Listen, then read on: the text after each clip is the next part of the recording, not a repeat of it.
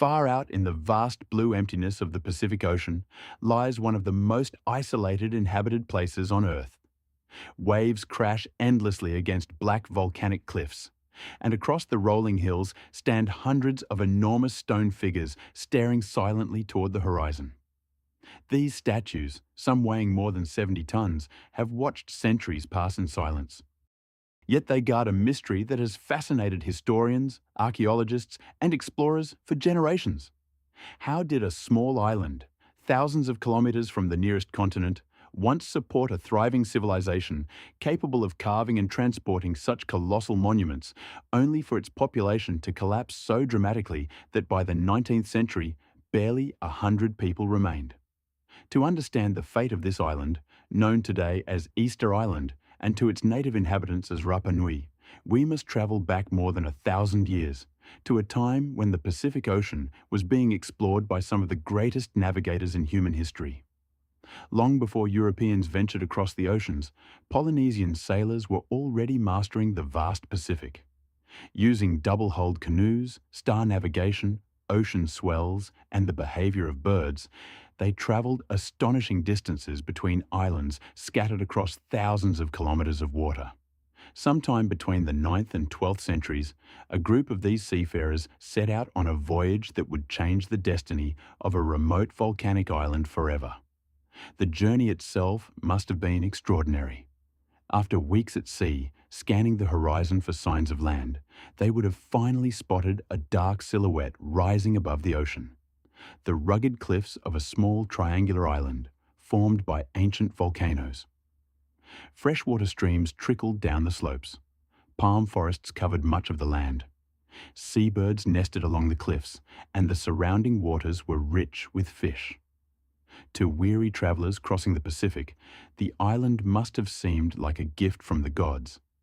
The settlers brought with them everything needed to build a new society. They carried crops such as sweet potatoes, taro, bananas, and sugarcane. They transported chickens as livestock. Most importantly, they brought with them the complex traditions, language, and beliefs of Polynesian culture. Over generations, these settlers transformed the island into a thriving society. Archaeological evidence suggests that the population of Rapa Nui eventually grew to several thousand people. Villages appeared along the coast, where fishing provided a vital source of food. Inland, fields were carefully cultivated using innovative agricultural techniques designed to protect crops from wind and preserve soil moisture. The island's inhabitants adapted cleverly to their environment, constructing stone gardens that shielded plants from harsh conditions. But what truly defined Rapa Nui culture were the monumental statues known as Moai. Carved from volcanic tuff at the quarry of Rano Raraku, these statues represented important ancestors and chiefs. Their solemn faces, long noses, and heavy brows conveyed authority and spiritual presence. Many stood more than 10 meters tall and weighed dozens of tons. Yet the most astonishing aspect was not their size. It was how they were transported across the island. Without metal tools, wheeled vehicles, or large animals for hauling, the islanders somehow moved these enormous figures from the quarry to ceremonial platforms known as ahu along the coastline. Some statues traveled many kilometers. For centuries, the exact method remained a mystery. Recent experiments suggest the statues may have been walked upright using ropes, rocking them from side to side as teams of workers guided them forward. Whatever the method, the process required enormous organization, cooperation, and resources. Hundreds of statues were carved over several centuries, forming one of the most remarkable artistic traditions in the ancient world. Each statue stood as a guardian, watching over the villages that lay behind them. For a long time, life on Rapa Nui appears to have flourished. The island was covered in towering palm trees, some reaching over 20 meters in height. These forests provided timber for canoes, building materials for homes, and fuel for fires. Birds filled the skies, and fertile soil supported agriculture. Yet as generations passed, subtle changes began to reshape the island. The population continued to grow, placing increasing pressure on limited resources. Trees were cut down for construction, fuel, and the transport of statues. Canoes required large trunks of timber, and rope for hauling moai was made from plant fibers. Slowly but steadily, the forests began to shrink. At first, the changes may have seemed minor, but deforestation accelerated over time. Pollen records preserved in the island's soil reveal a dramatic decline in tree species. The once dominant palm forests gradually disappeared. Without trees to anchor the soil, erosion intensified. Strong Pacific winds stripped away fertile layers of earth, making farming more difficult. At the same time, the disappearance of large timber trees meant that building ocean-going canoes became nearly impossible. Fishing, once a reliable food source, became far more limited. Competition for resources increased. Archaeological evidence suggests that conflict may have emerged between rival clans, the Hanau Momoko, short ears, and the Hanau Ipi, long ears, resulting in the near extermination of the Hanau Ipi. Fortified dwellings and defensive structures appeared in some areas of the island. Weapons made from sharpened obsidian were discovered in large quantities. During this period, something remarkable happened. The carving and transportation of Moai statues abruptly stopped.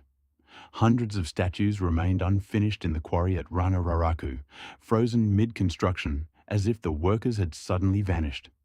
Some were half buried in the hillside where they had been carved. Others lay abandoned along ancient transport routes. Over time, many of the standing statues across the island were deliberately toppled. Some may have fallen during conflict between rival groups. Others may have been intentionally pulled down as religious and political systems changed. The once proud guardians of Rapa Nui began to collapse one by one. For centuries, the island society struggled to adapt to its changing environment. New agricultural techniques were developed, including rock gardens that conserved moisture and improved soil fertility. These innovations helped sustain the population, but life had clearly become more difficult than it had been in earlier centuries. Then, in the early 18th century, another dramatic turning point arrived, from beyond the horizon. On Easter Sunday in 1722, a Dutch expedition led by the navigator Jacob Roggeveen sighted the island. The Europeans were astonished to find enormous statues scattered across the landscape.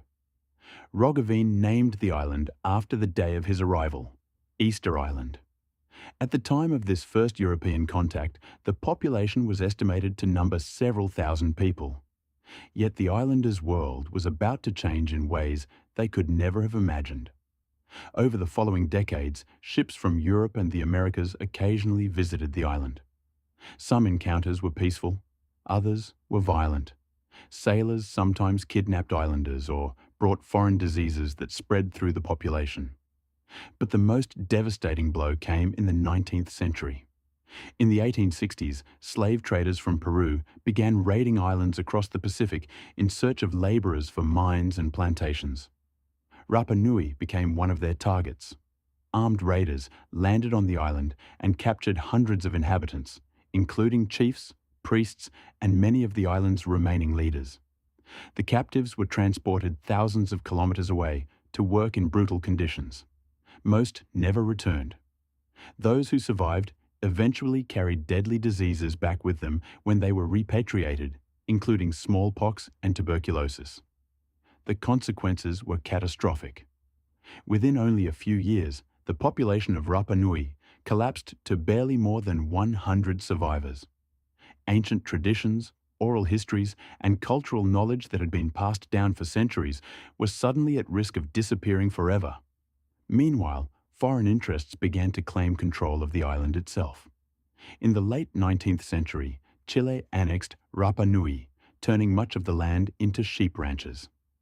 The indigenous population was largely confined to a small settlement near the town of Hangaroa. For decades, the island's people lived under severe restrictions, isolated from much of their ancestral land. Yet despite these hardships, the culture of Rapa Nui endured. Throughout the 20th century, archaeologists began studying the island more closely. Excavations revealed the remarkable history hidden beneath the soil: villages, tools, ceremonial platforms, and the unfinished statues still resting in the quarry. researchers also began re-examining the story of the island's collapse. For many years, a popular narrative claimed that the people of Rapa Nui had destroyed their own environment through reckless deforestation. According to this theory, the civilization collapsed entirely before Europeans ever arrived. But modern research has revealed a more complex story. While deforestation certainly occurred, the islanders demonstrated remarkable resilience and ingenuity in adapting to environmental challenges. Agricultural innovations allowed them to continue producing food even after the forests had disappeared. Evidence suggests that society on Rapa Nui remained organized and functioning until the arrival of European visitors. In other words, the dramatic population collapse of the 19th century appears to have been caused not by ecological self-destruction alone, but largely by the devastating impact of slavery, disease, and colonial exploitation. Today, Rapa Nui remains one of the most extraordinary cultural landscapes in the world. Nearly 1,000 Moai statues have been identified across the island, many of them restored to their original positions. They stand once again upon ceremonial platforms, gazing across the land their ancestors once inhabited. The modern population of Rapa Nui has grown once again, and the descendants of the island's original inhabitants continue to preserve their language, traditions, and identity. Cultural festivals celebrate Polynesian heritage, and local communities remain deeply connected to the island's ancient past. The story of Easter Island is not simply a tale of collapse. It is a story of exploration, creativity, adaptation, tragedy, and resilience, and the remarkable ability of human cultures to endure, even in the face of overwhelming change.